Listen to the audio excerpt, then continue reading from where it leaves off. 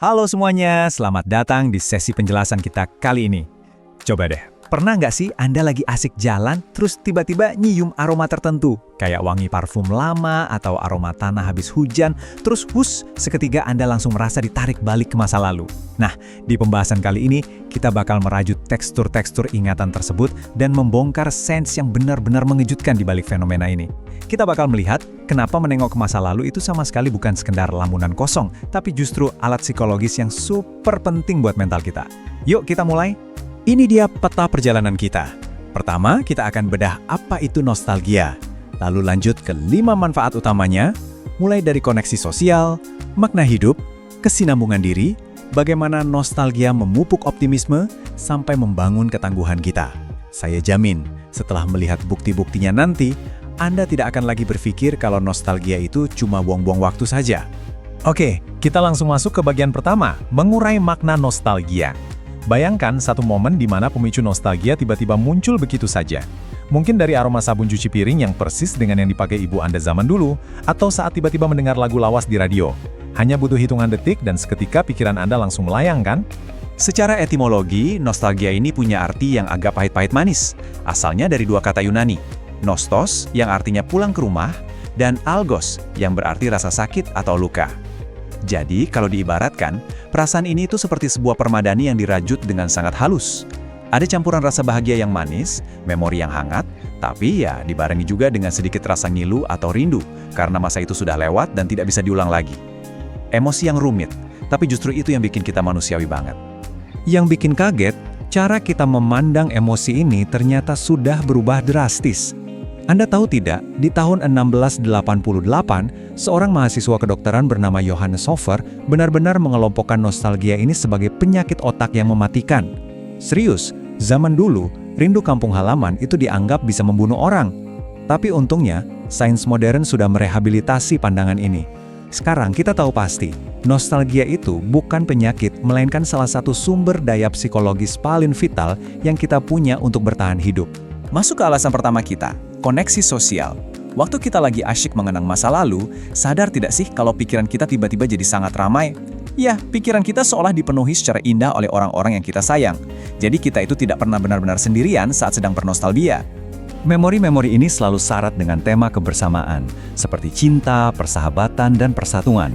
Saat kita mengingat momen intim ini, kita jadi merasa dilindungi dan disayangi. Dan ini ada efek nyatanya di dunia nyata loh. Riset membuktikan kalau nostalgia itu bisa meningkatkan kadar empati kita dan membuat kita lebih dermawan. Bahkan, sebuah studi menunjukkan kalau orang dengan tingkat narsisisme yang tinggi maupun yang rendah, dua-duanya sama-sama merasakan manfaat sosial dan kehangatan dari nostalgia ini. Keren banget kan? Lanjut ke alasan kedua, yaitu tentang makna hidup. Jujur saja, kehidupan modern sekarang kadang terasa sangat mengasingkan, membosankan, atau bahkan membuat kita merasa hampa. Tapi tenang, otak kita itu canggih, sudah dilengkapi dengan semacam mekanisme perbaikan otomatis untuk melawan rasa hampa tersebut. Seperti kutipan yang satu ini, nostalgia adalah tempat suci bagi makna. Secara psikologis, emosi ini bekerja seperti penyangga buat jiwa kita. Saat kita sedang merasa diuji, misalnya merasa gagal, atau merasa hidup ini tidak ada artinya, pikiran kita akan otomatis memanggil kenangan manis. Kenangan itu menjadi semacam tempat berlindung, mengingatkan kita bahwa kita punya rekam jejak kehidupan yang berharga, dan hidup ini sangat layak untuk dijalani. Nah, setelah mendengar semua ini, mungkin Anda mulai berpikir-pikir. Dan ini adalah mitos yang lumayan sering kita dengar. Saya mau melempar pertanyaan ini langsung ke Anda. Apakah dengan sering menengok ke belakang, kita malah jadi susah melangkah maju?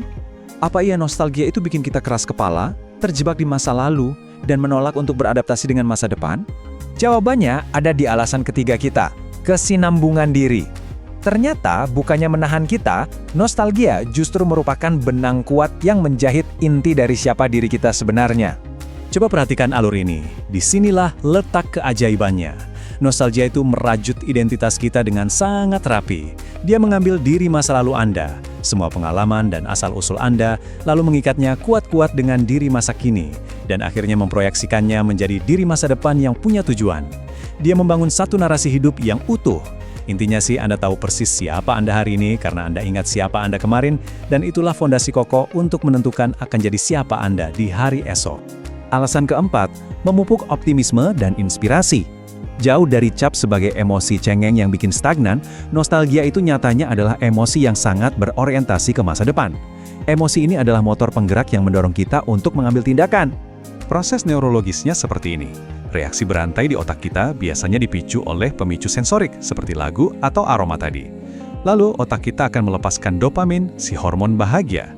Dopamin ini memicu perasaan koneksi sosial yang kuat yang akhirnya membuat harga diri kita melonjak tajam dan bahkan memunculkan rasa kepahlawanan dalam diri kita. Fakta menarik nih, pujangga sehebat William Shakespeare juga memakai mekanisme ini. Di soneta-sonetanya, saat dia sedang benar-benar putus asa, dia mengenang sahabat-sahabat lamanya, para pahlawan pribadinya, untuk menyembuhkan lukanya dan bangkit kembali. Luar biasa ya? Sekarang kita sampai di alasan kelima, yang terakhir, membangun ketangguhan. Mungkin Anda berpikir, iya pastilah nostalgia itu enak kalau kita lagi santai ngopi di kafe, tapi bagaimana kalau diuji di situasi yang benar-benar kelam?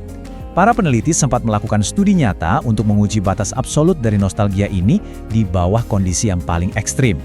Dan ini benar-benar memberikan gambarannya jelas. Studi ini mengamati para pengungsi Suriah yang terpaksa melarikan diri ke Arab Saudi akibat perang. Bayangkan, mereka kehilangan segalanya, tapi secara objektif, data menunjukkan bahwa ketika mereka didorong untuk bernostalgia tentang kehidupan mereka sebelum perang, ada peningkatan nyata pada kesinambungan diri, makna hidup, dan koneksi sosial mereka. Nostalgia benar-benar menjadi semacam bantalan pelindung psikologis yang tangguh, yang bahkan membantu proses integrasi budaya mereka di lingkungan yang baru. Tapi kita juga harus objektif melihat satu catatan penting ini. Nostalgia bisa menjadi pedang bermata dua jika Anda tidak memiliki fondasi psikologis tertentu. Manfaat maksimalnya itu paling terlihat pada orang yang memang sudah memiliki ketangguhan dasar yang tinggi. Sebaliknya, bagi mereka yang ketangguhannya rendah, yang merasa bahwa garis hidupnya benar-benar sudah hancur terputus, bernostalgia kadang malah bisa memperkuat perasaan kehilangan mereka dan menurunkan tingkat optimisme. Jadi kekuatan alat psikologis ini tetap sangat bergantung pada seberapa tangguh dasar kita untuk bangkit dari keterpurukan. Sebagai penutup sesi bedah materi kali ini, saya mau meninggalkan satu pemikiran ini untuk Anda. Masa depan disebut sebagai hari kemarin. Kenangan Anda, mau itu semanis madu atau sepahit empedu, itu bukan sekedar barang rongsokan di sudut pikiran Anda. Mereka itu batu pijakan yang krusial banget untuk pertumbuhan diri dan mental Anda sekarang. Jadi, pertanyaannya, maukah Anda membiarkan masa lalu menjadi bahan bakar yang menggerakkan hari esok Anda? Teruslah belajar, terus berkembang, dan pastinya jangan pernah takut untuk sesekali bernostalgia.